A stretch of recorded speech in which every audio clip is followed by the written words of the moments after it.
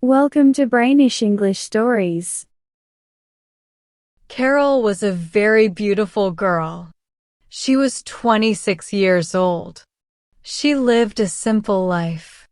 She worked at a bakery to help her family. Every morning she woke up early, and every night she went to bed tired. That was her life. One day, everything changed. A boy came into the bakery. His name was Paul. He was rich. Everyone in town knew his last name. His family had money, cars, houses, everything. But he came alone, and he asked for one cupcake. The next day he came again. And again. People started talking. Why is Paul going to that bakery? Is he lost? Is he in trouble? But Paul was not lost. He began asking questions to Carol. What do you like? Do you read books? Do you like music? Carol was confused. Why are you talking to me? She asked. He smiled and said, because you are not like the others. That made her think. What did he mean? What was he looking for? After 2 weeks, he said, I think I like you. Carol didn't know what to say.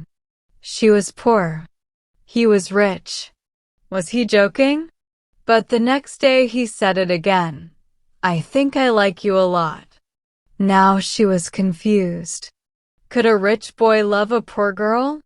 Would his family accept her? Was this even real? At first, no one knew about Paul and Carol. They talked in secret. They laughed. They shared stories. It felt special. But secrets don't stay secret forever. One morning, Paul didn't come. Then 2 days passed. Then 3. Carol was worried. Did he forget about me? Did I do something wrong? On the 4th day, he came back, but he looked different. He said, my parents found out about us. Carol's heart began to beat fast. She said nothing. She just listened.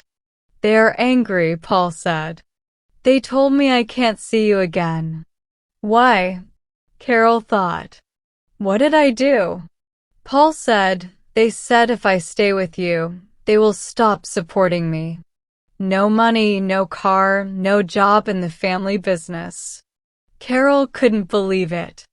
She wanted to cry, but she stayed quiet. Then he said, I don't care. I want to be with you. But Carol wasn't happy. She was scared. If he chooses me, he will lose everything. She said, you don't need me. You need your future. Paul answered, you are my future. Those words were sweet, but also dangerous. Now Paul had to choose, love or money, Carol or his family. And Carol had to ask herself a painful question. Do I let him fight for me, or do I walk away before he loses everything? There was one more problem. Someone else was watching, someone who wanted Paul for herself. And she was ready to do anything to take him back. Days passed. Paul kept visiting Carol, even when his parents told him not to. Every time he left his house, they asked, where are you going? Are you still talking to her? Paul didn't answer. He didn't want to lie, but he didn't want to stop seeing Carol. At the same time, something else was happening. Rachel, a rich girl from Paul's world, had always liked Paul. Their parents wanted them to be together. Everyone thought they would get married one day. But now Paul was spending time with a poor girl. Rachel was angry. She felt jealous. She felt afraid. What if he loves Carol? What if he forgets about me forever? She began making plans. One day, Rachel went to the bakery. She looked at Carol and said, you don't belong with Paul. He has a future. You don't. Do you really want to destroy his life? Carol didn't answer, but her heart was beating fast. That night, Carol couldn't sleep. She thought, maybe Rachel is right. Maybe I'm just a problem. Maybe I should go. The next day, Paul came with flowers. He said, I want you to meet my friends. But Carol said, maybe we should stop. Paul was shocked. Why? He asked. She said, your life is full of big things. Mine is small.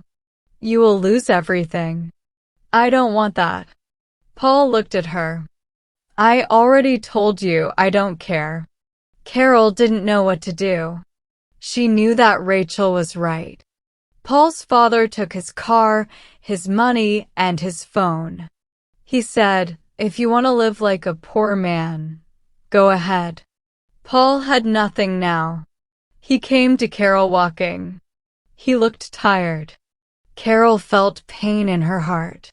He is losing everything, and it's my fault. Paul said, this is not your fault. This is my choice. But Carol didn't feel better. She began to think about leaving.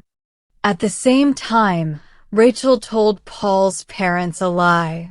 She said, Carol is using him. She wants his money. She told me that. Paul's mother began crying. Paul was angry. That's not true, he said. But his parents didn't believe him. Now everything was broken. But Paul didn't give up. Even with no car, no money, and no support from his parents, he still came to see Carol. But Carol was changing. She didn't smile like before. She didn't speak much. Her heart was heavy. One night, Carol wrote a letter. In the letter, she said, you have a big future. You don't need me. I don't want to be the reason you lose everything.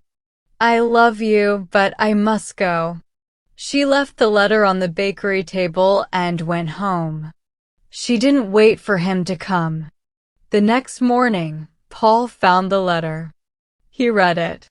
He didn't cry. He didn't speak. He just left. That same day, Rachel's parents organized a party.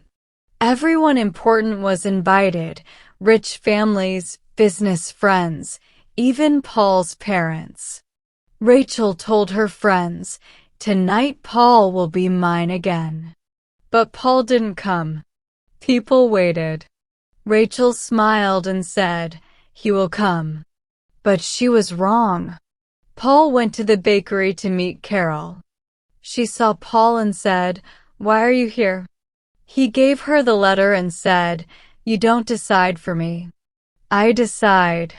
I want you. Not money. Not parties. Not lies. Carol felt hopeful. At the party, Paul's mother found a voice message on Rachel's phone. Rachel had forgotten to delete it. In the message, Rachel said, Carol is just a poor girl. She's no danger. I'll scare her. She'll leave him. Trust me. Paul's mother listened in silence. Then she said to her husband, we made a huge mistake. The next morning, Paul's mother went to the bakery. When Carol saw her, her heart stopped. What is she doing here? Will she ask me to leave Paul again? But Paul's mother didn't look angry. She put a small letter on the table. I found this, she said. Carol opened the letter. It was the same letter she had written to Paul, the goodbye letter. Paul gave me this yesterday, his mother said. He loves you. Carol didn't say a word. She didn't know what was happening. Then Paul's mother said, I listened to a message on Rachel's phone. She planned everything. She lied to us. She said you were using him, but you were trying to protect him. Carol was confused. Was this real? Then Paul's mother said, we were wrong. I was wrong. I judged you for being poor. But you are rich in something we don't have, honesty. That same day, Rachel's lies became public. Her voice message was sent to many people, her friends, her family, her coworkers. People began asking questions. Did she really try to break them apart? Was everything fake? Rachel said nothing. She left town 1 week later. 2 weeks later, Paul's father said, "I want to talk to you both." Carol was nervous. Paul was quiet. Then his father said, "When I was young, I loved a girl like you. My father didn't let me marry her. I never forgot her. I don't want to make the same mistake with my son. I don't care if you are poor. You are honest. And that's what this family needs." Paul and Carol looked at each other. They were very happy. 3 months later, everything had changed. Carol and Paul were still together. They didn't have a big house. They didn't have expensive things. But they had peace. Paul began to work at the bakery. He learned how to make bread and cakes. Paul's parents visited the bakery every Saturday. His mother was always proud of him. One day, Paul's father said, "The family business is yours if you still want it." Paul didn't know what to say. Carol said, "You don't need to choose. Now you have both a new future and me." Paul smiled. "No," he said. "We have a new future." Carol looked at the bakery, at the people, at Paul. She remembered the first day they met. He only asked for a cupcake. And now they had love, respect, trust. No money could buy that. Sometimes people think money is the most important thing. But money can disappear. Love cannot. Paul had everything, but he was not happy. Love is not about gifts or big houses. It is about choosing each other even when it's hard. If someone loves you for who you are, not for what you have, that is real love.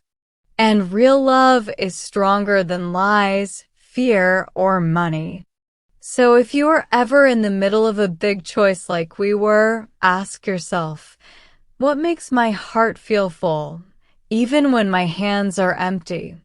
That's the right answer.